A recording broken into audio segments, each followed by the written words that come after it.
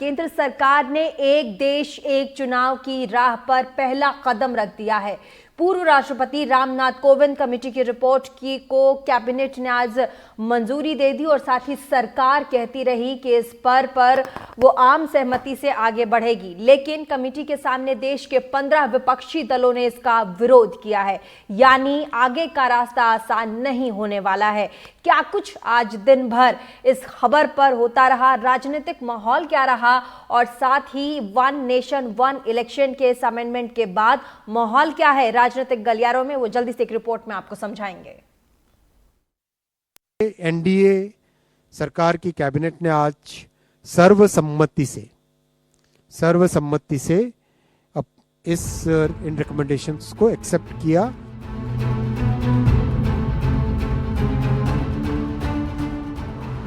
बुधवार को कैबिनेट की बैठक में ये अहम फैसला लिया गया।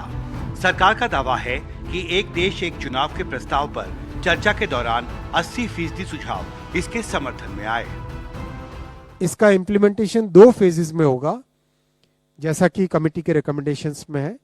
फर्स्ट फेज में लोकसभा और असेंबलीज के इलेक्शंस को साइमल्टेनियस कराने का प्रयास होगा और उसके सेकंड फेज में लोकल बॉडी इलेक्शन से, जो है ग्राम पंचायत, जिला पंचायत, ब्लॉक में पंचायत समिति और जितने भी अर्बन लोकल बॉडीज हैं, चाहे म्यूनिसिपैलिटीज हो, चाहे म्यूनिसिपल कमिटीज हो, चाहे म्यूनिसिपल कॉरपोरेशन हो, उन सब के लोकल बॉडी इलेक्शंस को with in 100 days of general elections में करवाना। कांग्रेस ने इस प्रस्ताव का कड़े शब्दों में विरोध किया है। देखिए, ये प्रैक्टिकल नहीं है और ये चलने वाला नहीं है। ये सिर्फ चुनाव जब आते कोई ना कोई कुछ मुद्दा नहीं मिल रहा उनको। तृणमूल कांग्रेस पहले से ही इस प्रस्ताव का विरोध करती रही है। उसने इसी साल 11 जनवरी को ममता बनर्जी की हाई लेवल कमेटी के सचिव नितिन चंद्रा को लिखी चिट्ठी सार्वजनिक की है, जिसमें ममता ने कहा था कि देश का संविधान वन नेशन वन इलेक्शन का समर्थन नहीं करता है। राष्ट्रीय जनता दल भी इसके सख्त खिलाफ है। ये कहानियां 80% लोग, ये तो उसी तरह की बात हो गई कि फलाने साहब सैंपल सर्वे के प्रेडिक्ट कर रहे थे कि 400 पार हो रही, हुआ क्या? 240 के लाले पड़ गए।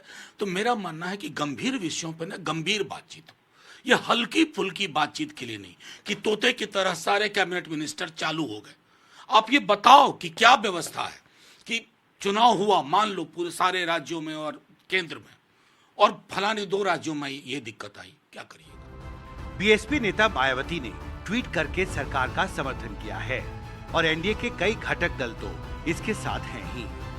देखिए, यह निर्णय जो ऐतिहासिक निर्णय है, क्योंकि एक देश एक चुनाव, यह देश की आवश्यकता है। ममता बनर्जी ने एक चिट्ठी लिखी हाई लेवल कमेटी के सेक्रेटरी को, कहा कि constitution does not follow one nation one election. उन्होंने कहा ये सोच मुझे समझ नहीं आ रहा है। आरजेडी ने कहा कि व्यवहारिक नहीं होगा, टेक्निकल खामियां हैं। इन सब लोग जो विरोध कर रहे हैं, इनको पता है ना कि 1962 तक इस देश में एक चुनाव होता था, एक देश में एक ही चुनाव होता था।